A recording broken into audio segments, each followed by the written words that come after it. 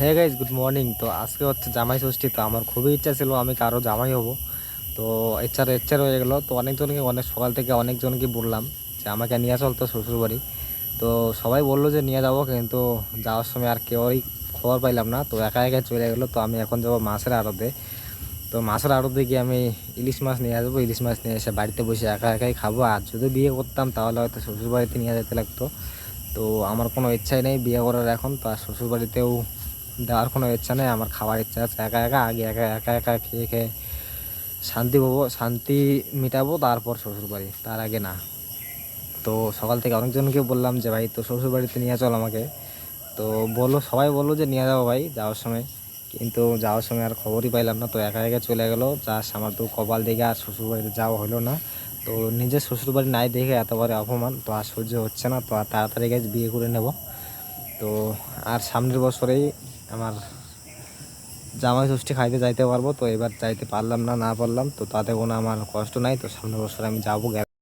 তো বাজারে যত কিছু আছে সব কিছু কিনে নিয়ে চলে আসবো এখন। ইলিশ মাছ তো নিয়ে আসবোই, তার মধ্যে ইলিশ মাছ গোটাল গোটাল নিয়ে আসবো। তো ভাই চলো তোমাদেরকে দেখাচ্ছি, ইলিশ মাছ নিয়ে আসবোই তো আসবোই, মানে আমি একা একাই খাবো।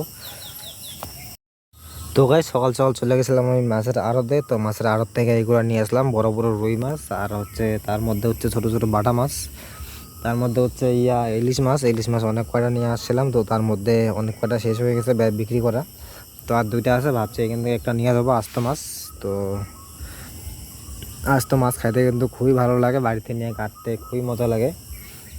তো এইখান থেকে আমি একটা আস্ত মাছ নিয়ে যাবো। আর এটা দোকানটা দেখতে পাচ্ছ, এই দোকানে আমি বসে আছি। এই দোকানটা হচ্ছে আমাদেরই দোকান। তো আমি ঘুম থেকে উঠেই চলে গেছিলাম মাছের আড়তে। তোমাদেরকে তো বললাম যে আমি মাছের আড়তে যাবো। তো মাছের আড়ত থেকে আরও অনেক কিছু মাছ নিয়ে আসলাম। তো সবগুলো মাছ শেষ হয়ে গেলো। তো এটুক মাছ আমার কপালে রইলো, তো এটুকে নিয়ে যাব। তো গাইস আমি গেছিলাম দিদির বাড়িতে। তো দিদির বাড়িতে গেছিলাম মাছ দিয়ে আসতে। ওইখান থেকে এসে দেখি বাবা মাছ কাইটা গুইটা বাটা দিছে বাড়িতে। আমি ভাবছিলাম যে গোটাল মাছ নিয়ে যাবো বাড়িতে আর তোমাদের কাছে শেয়ার করব, তো আর হইলো না। তো বাবা যেহেতু কাইটা গুইটা বাটা দিছে বাড়িতে, আর কীভাবে শেয়ার করবো, কীভাবে দেখাবো। তো কাটা মাছ না দেখানো ঠিক আছে। তো গাইস আমাকে কীরকম লাগছে অবশ্যই কিন্তু কমেন্টে বলবে। তো আমার মনে হচ্ছিলো আমাকে জামাই জামাই লাগছে। তো আমি ভাবছিলাম যে দোকান থেকে ইলিশ মাছ নিয়ে যাবো বাড়িতে জামাইয়ের মতন। তো ওটা গোটাল মাছ নিয়ে যাওয়ার একটা মজাই আলাদা।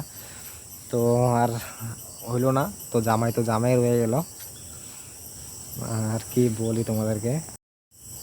তো গাইস আমার মতো কার কার এরকম অবস্থা, তো সে কিন্তু কমেন্টে বলবে। তো আমি বিয়ে করলে বিয়ে করতে পারতাম, তো কেননা বিয়ে করিনি এখনও, আর বিয়ের বয়সটাও ঠিকঠাক এখনও হয় নাই। তো আরও 10 বছর পরে বিয়ে করব, কেননা এখন মাত্র চলছে 24 বছর। তো এত তাড়াতাড়ি বিয়ে করা যাবে না। তো অনেকে আবার বলছিল যে আমাকে নাকি জামাই জামাই লাগছে আজকে। তো আর শুনে আর কি মনটা একদম খুশবু হয়ে গেল। তো গাইস আমার এই ছোট্ট ব্লগটা তোমাদের কাছে কীরকম লাগলো অবশ্যই কিন্তু কমেন্টে বলবে। আর ভালো লাগলে চ্যানেলটাকে সাবস্ক্রাইব করতে ভুলবে না। তো গাইস একটু আগে ভুল করে বলে ফেললাম যে বিয়ে করলে বিয়ে করতে পারতাম, তবে বিয়ে করি নেই। তো বিয়ে করা অতটাই সহজ না, কেননা আমি আজ পর্যন্ত এখনও একটা গার্লফ্রেন্ডও পটাতে পারিনি। তো ভুল করে বলে ফেললাম গাইস, তো সরি, তার জন্য মাফ করে দিও। তো আজকের ব্লগটা এখানে শেষ করলাম। ভালো লাগলে চ্যানেলটাকে সাবস্ক্রাইব করে দিও। তো গাইস টাটা।